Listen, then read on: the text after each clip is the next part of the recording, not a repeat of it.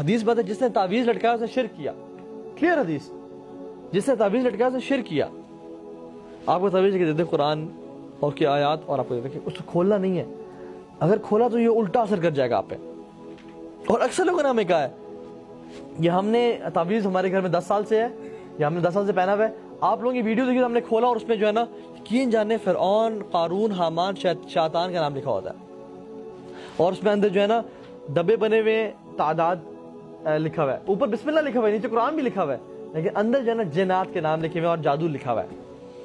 اپنے جنات کے نام فار ایگزامپل یا بدو اس کے نام لکھے ہوئے ہیں, ولیعوذ باللہ.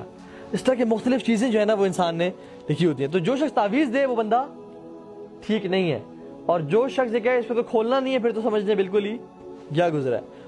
تعویذ جو ہے نا دیکھیں ہم لوگ ان کو ایڈمائر کرتے ہیں اپنی لائف میں, عمر بن خطاب کو, عثمان بن عفان کو, علی بن ابی طالب کو, ہمارے بڑے بڑے لوگ ہیں نا, صحابہ, انبیاء, اولو العزم من رسول, 5 انبیاء.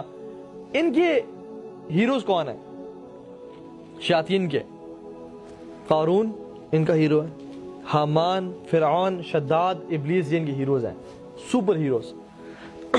یہ ان کے نام لکھے ہوتے ہیں اور وہ انسان گلے میں پہن کے مسجد بھی جا رہا ہے اور ہر جگہ جا رہا ہے. تو تعویذ جو ہے نا ہم نے بڑے دیکھے ہیں, بڑے کھولے بھی ہیں, تو ان میں نا ایک تعویذ میں بھی خیر نہیں نکلی.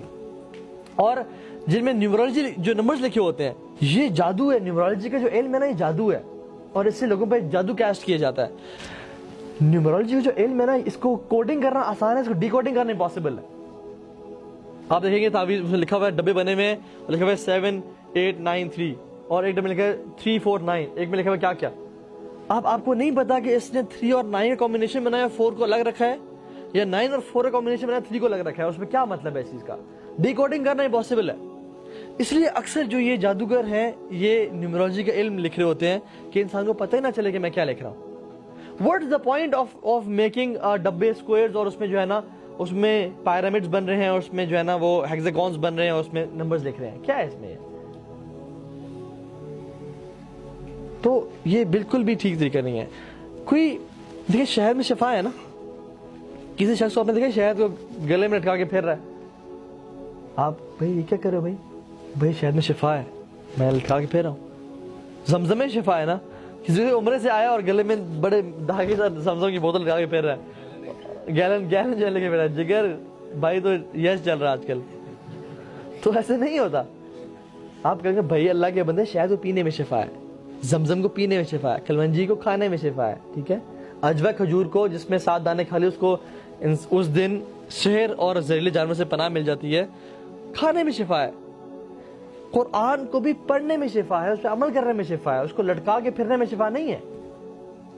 ڈاکٹر وہ کہے کہ جی آپ پیراڈول کی 2 گولیاں لٹکا کے پھریں, آپ کو انشاءاللہ شفا ہو جائے گی.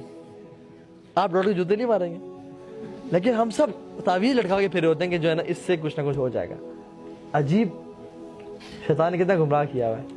اور وہ بھی کہتے ہیں اکثر کہ اگر آپ کو تعویذ چاہیے نا تو آپ کو USB ایک دیتے ہیں جس میں قرآن کی 1 آیت 10 آیتیں نہیں پورا قرآن ڈال دیں گے, احادیث کی 7 کتابیں ڈال دیں گے, 6 کتابیں ڈال دیں گے, یہ لیکچر جتنے بھی ہمارے YouTube پہ پڑے وہ سب ڈال دیں گے برکت کے لیے.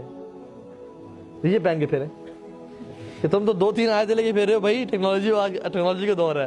یہ دیکھیے USB کا تعویذ ہے, 8 GB کی USB ہے, سب شفا جو ہے نا میرے پاس ہے.